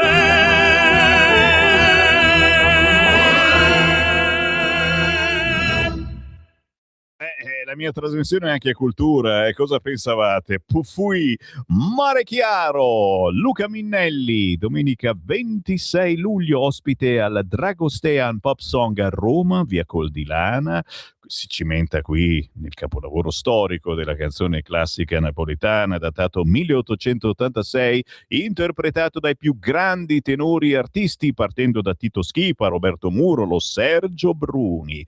Mare Chiaro ci ha portato alla chiarezza di un imprenditore senza peli sulla lingua, assolutamente no, quello che vi spiega bene le cose che accadono, quello che vi invita a fare la spesa dal contadino. Con noi Alberto Acerbis. Ardiche, buongiorno a tutti, ben ritrovati care amiche, cari amici, cari tutti di Radio Libertà. Allora, voi dovete pensare, state attenti, allora, prima cosa vi dico questo perché magari qualcuno non lo sa, l'Italia non produce abbastanza olio extravergine di oliva, la produzione non è sufficiente per il fabbisogno nazionale. Cioè noi non produciamo abbastanza olio extravergine di oliva per il nostro fabbisogno. E quindi siamo costretti a importare dalla Tunisia, dalla Spagna, dalla Grecia, poi mescolano quello della Grecia con un po' di Spagna, un po' di Tunisia, poi per farlo un po' più leggero, Tunisia, Spagna. Questa è una cosa normale, quindi non tutti hanno la fortuna di mettere sulla tavola davvero un olio italiano estratto a freddo.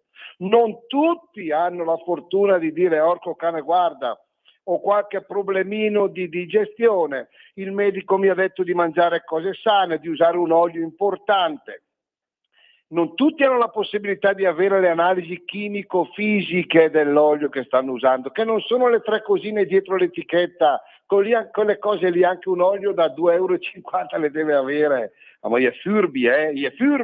Invece noi vediamo proprio le analisi chimico-fisiche dell'olio, perossidi, polifenoli, acidità, tutto, proprio come le analisi del sangue, perché i nostri clienti, che all'inizio giustamente questa è la nostra forza, sono un po' pittime, come diciamo noi a Brescia, cioè molto attenti, sono i clienti che poi non ci lasciano più, perché il bambino, le prime pappe, l'olio extravergine di oliva Acerbis, la persona un po' più anziana che bisogna di digerire un pochettino, digerisce un po' più lentamente l'olio extravergine di oliva Acerbis, super digeribile. Questo qua è quello che pensiamo noi, cioè l'olio extravergine di oliva, sì, condimento straordinario che dà ai piatti un tocco in più e vi fa riscoprire i sapori di un tempo, ma anche un nutraceutico, vuol dire che nell'essere consumato fa parte di quei prodotti, chiaramente in maniera giusta, fa parte di quei prodotti che fanno davvero bene alla salute.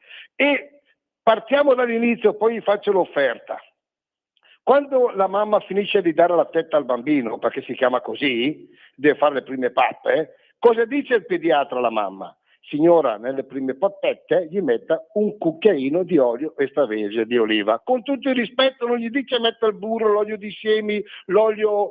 no, perché nell'olio extravergine di oliva c'è la vitamina E ed è presente in maniera corposa e importante nel latte materno. Quindi è un continuo di alimentazione sana. Attenti, io ve lo dico senza peli sulla lingua. Tutto il mese di luglio 6 bottiglie di olio estratto a freddo Acerbis, da olive italiane certificate all'origine, 6 bottiglie di un litro di un olio pazzesco, 84 €. A casa vostra e consegna in tutta Italia, non pagate il trasporto, chiamandolo 030 68 40 408, oppure andando a vedere il nostro sito olioacerbis.com, potete ordinare da lì. Se proprio volete buttare il cuore al di là dell'ostacolo, Facebook Alberto Acerbis, andate a vedere la bellezza, ok? Facebook Alberto, mi vedete, olio Acerbis, Acerbis Alberto, mi vedete lì. Quindi, siccome chiudo Semmi, lo dissi questa cosa nel momento della frangitura, a novembre, a dicembre. Noi non abbiamo abbastanza olio quest'anno, abbiamo fatto un olio meraviglioso, ma le quantità sono davvero molto limitate. Quindi se hai 2 bottiglie, se hai 3 bottiglie, prenotalo per settembre. Come sempre il nostro impegno il nostro impegno, imbottigliamo su ordinazione se vuoi per settembre. Quindi oggi tu hai una grossa possibilità di farti le tue vacanze, di ritornare prenotando l'olio adesso per settembre, di avere 6 bottiglie di un olio meraviglioso a 84 euro. Il trasporto non lo paghi. Ripeto il numero: 030 68 44 08, anche per le vostre informazioni, perché come diceva mio nonno, scusate, poi ve lo dico anche nell'altra lingua, Alberto Vecchè, l'olio bu è sempre a galla. Alberto, vieni qua, ricordati che l'olio buono viene sempre a galla. Buona informazione, buona musica, vi voglio bene, questo lo sapete. Alla prossima. Grazie. Ciao da Alberto Acerbi. Alberto Acerbis, 030 68 44 08, se lo chiamate al volo lo beccate al telefono. 9 minuti dopo le 9 del mattino, Sammy Varin, Radio Libertà, Simone in regia, ma soprattutto velocissimi, ci dobbiamo rituffare sui quotidiani. Ero sul quotidiano Il Giornale che dà parecchio spazio alla linea di Pier Silvio, già, sindaco di Milano? Spero in un civico, appoggio Giorgia. Le considerazioni politiche della DDMFE, quella cosa che non sapete cos'è neanche io, di cui si parla su qualunque canale Mediaset. Difende Giorgia Meloni dagli attacchi di Donald Trump, non chiude all'ipotesi di un'alleanza del centrodestra con il generale Roberto Vannacci, confessa che l'incidente d'auto da cui è uscito praticamente illeso lo scorso 11 giugno lo ha segnato, ho più consapevolezza delle cose importanti della vita, e irrompe anche sul toto sindaco di Milano. Pier Silvio Berlusconi parla a tutto campo a margine della serata di presentazione alla stampa dei palinsesti Mediaset 2 sere fa Cologno Monzese. Partendo dal fondo, il CAV conquistò Milano puntando su un esponente del mondo industriale come Gabriele Albertini, che rimase in carica per 2 mandati, e sull'ex ministro e prima presidente Rai Letizia Moratti. Il figlio si aspetta per il voto del 2027 un buon candidato, qualcuno che venga dalla società civile e dal mondo dell'imprenditoria. Qua mi fermo, ragazzi. No, siccome non ha neanche lui idea cosa ci sia, se potete aiutarlo, Pier Silvio, aiutare anche noi, naturalmente, vi saremmo molto devoti. A pagina 8, nella pagina subito successiva, carino il giornale perché va a intervistare la moglie del generale, non il generale Vannacci, la moglie. Camelia ci mette la faccia e subito accende i social. Il video dove racconta la sua versione del dito medio insieme a Vannacci, mi dicono zingara remigra, ma lei parla 4 lingue, 2 lauree, paladina della parità, non sono abituata a farmi mettere i piedi in testa. Stefano Zurlo, un paginone tutto, non su Vannacci ma sulla moglie del generale Vannacci, tutto per voi. Giro di nuovo la pagina e a pagina 9 si parla degli stipendi su del 3,6%, il lavoro riparte, il rapporto INPS certifica l'aumento dei salari, Calderone, la detassazione funziona. E attenzione ai sabotaggi, già, Salvini dice sui binari un ritardo su 4 è colpa dei sabotaggi, e qualche dubbiettino era venuto a tutti noi. A pagina 11 l'articolo è su quel signore che ha detto quella frase: cosa guardi? Sono musulmano. Milano sfregia ragazza in metro. Preso algerino irregolare, era appena stato arrestato e rilasciato. La 23enne marocchina non l'aveva mai visto, ha il volto squarciato. Che ne facciamo di questo signore? 3406709 ripeto, l'ultima cosa che vi dico è di farvi giustizia, assolutamente no, ma forse bisogna appoggiare di più questo governo che sta facendo leggi molto importanti sulla remigrazione, sulla perdita della cittadinanza italiana o non averla proprio per chi si macchia di gravi reati, e altre situazioncine che starebbero a fagiolo. Bisogna però appoggiare questo governo, o almeno le scelte di questo governo su queste cose, e parlo anche agli amici che votano sinistra, ragazzi. So che in moltissimi mi amate e mi odiate, ma mi ascoltate. È il caso di fare squadra?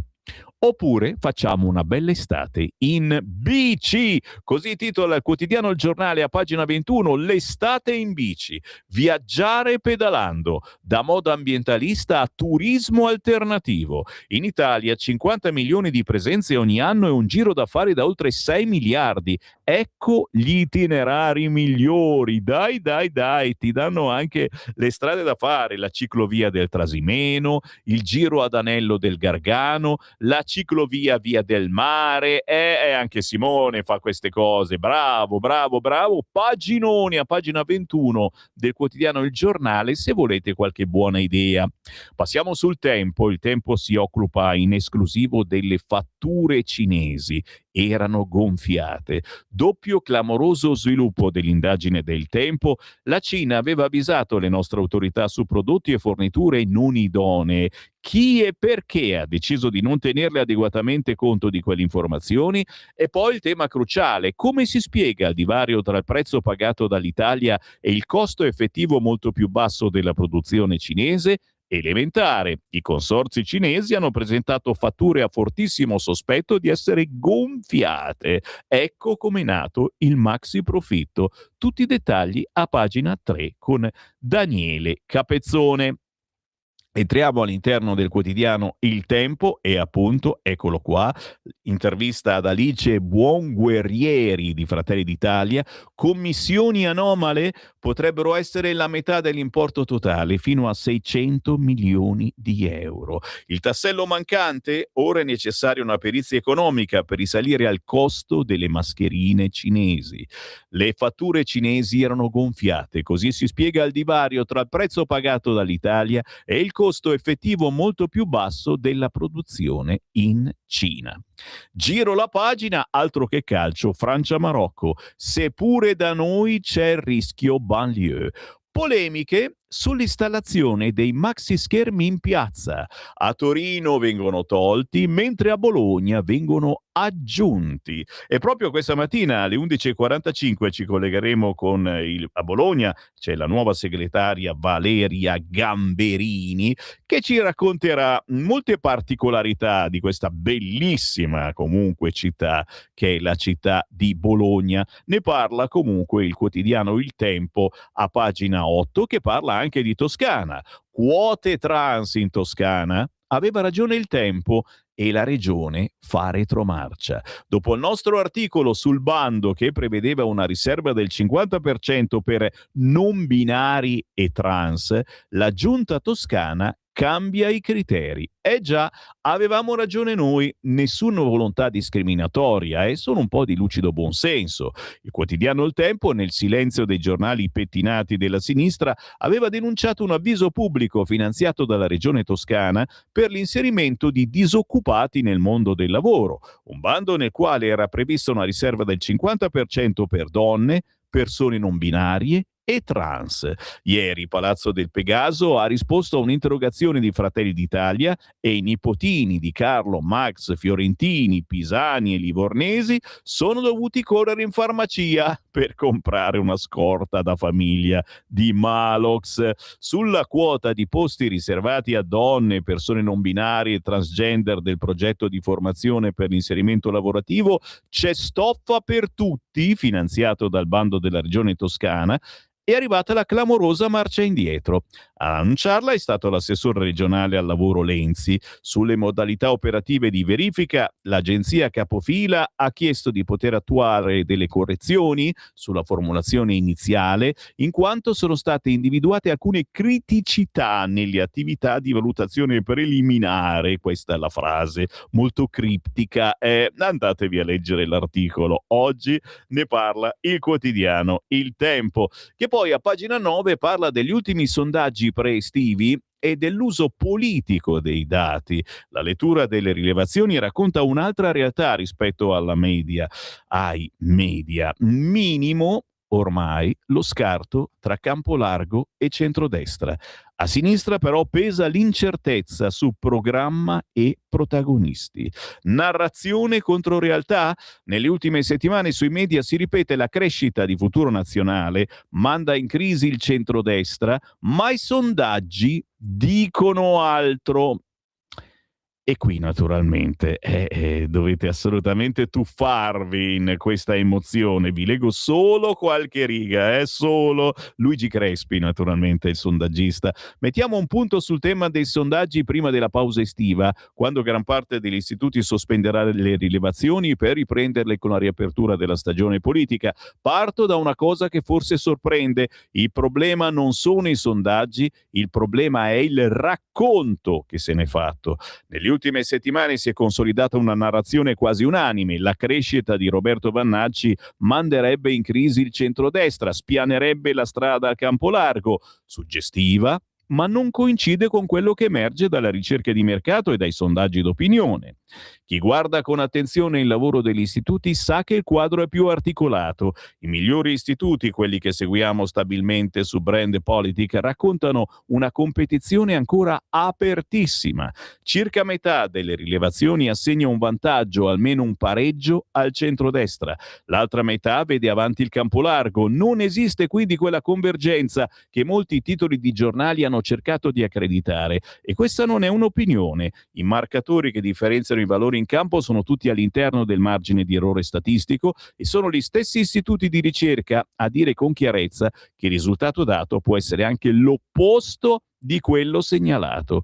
Lo stesso vale per Vannacci. Nemmeno gli istituti concordano sulla consistenza della sua crescita ed è comprensibile. Futuro Nazionale non ha mai avuto la verifica sul campo del voto di pietra. Non ha quindi una serie storica, un passato su cui ancorare un risultato. Esiste una dinamica politica che gli istituti provano a intercettare con margini di errore inevitabili.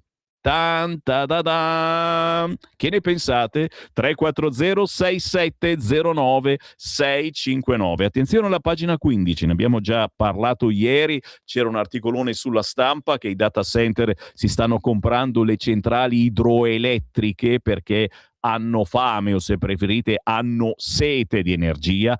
Corsa ai data center, sfida da non perdere. Indispensabile aumentare l'offerta di energia anche con il nucleare. Più certezze legislative e standard unici. Per restare competitiva, l'Italia deve attrarre chi costruisce centri di calcolo. Paginone su questi data center che consumano un fotio. Ogni domandina che fate all'intelligenza artificiale consuma, lo sapevate? Arnaldo Selmonson ne parla quest'oggi sul quotidiano Il Tempo ed è ora che effettivamente prendiamo in considerazione anche queste cose. Nel paginone romano vi segnalo, a proposito della kermesse di Fratelli d'Italia, Arianna Meloni, la sorella, che dice pronti a governare la città. Siamo a Roma. Via alla maratona di Piazza Italia Riscatto Capitale. Il partito affila le unghie per conquistare il Campidoglio. Tan, ta, ta, ta.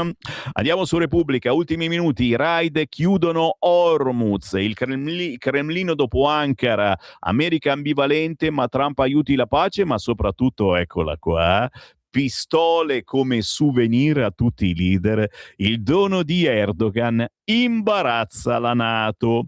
La rivoltella data a Meloni verrà conservata a Palazzo Chigi, altri l'hanno data a musei, qualcuno l'ha lasciata in Turchia. Paginoni su tutti i giornali, anche in prima pagina vedi su Repubblica, con la pistola regalata dal turco Erdogan a tutti i commensali.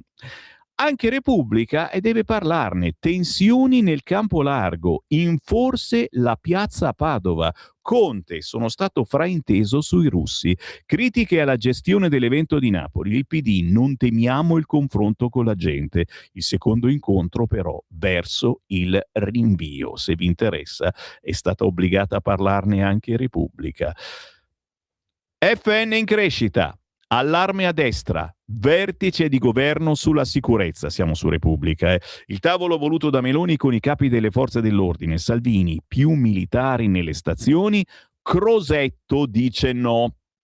E capite che se cominciamo di nuovo con i freni a mano, in coda alla riunione si parla anche di legge elettorale, resta il muro forzista sulle preferenze. E anche qui su Repubblica un paginone su questo fronte. Ma del resto abbiamo letto anche ieri tutte quelle che sono le proposte della Lega in campo sicurezza e il fatto che si è votato per mandarle avanti in fretta. Berlusconi sorprende Forza Italia e non chiude a Vannacci. Vediamo il programma, avrebbe detto Pier Silvio Berlusconi. Pier Silvio difende la Premier per gli attacchi ricevuti da Trump e apre all'ex generale che apprezza e gli risponde pragmatico. Paginone quest'oggi anche sul quotidiano Repubblica, ma anche su Repubblica la frase "cos'hai da guardare? Sono un musulmano", e poi sfregia una donna. Eccola, viene pubblicata da Repubblica, la giovane dopo l'aggressione alla fermata Duomo di Milano. L'aggressione alla fermata metro Duomo di Milano ha arrestato un algerino, per la ragazza una ferita permanente al volto. Che gli facciamo? Avete idee? Nessuno parla, e forse anche meglio. Noi qualche cosa vi diamo, una canzone che ho mandato più volte questa mattina, un film censuratissimo che non bisogna seguire, ma che deve far capire qual è il sentiment che purtroppo stiamo vivendo. Bisogna approvare le leggi della Lega. Punto. E con questo punto Sammy Varin si ferma, ringraziando Simone in regia, ma dandovi appuntamento alle ore 11. Adesso c'è l'editoriale del nostro direttore Sallusti e poi un'importante intervista. Non vi dico di più, a più tardi.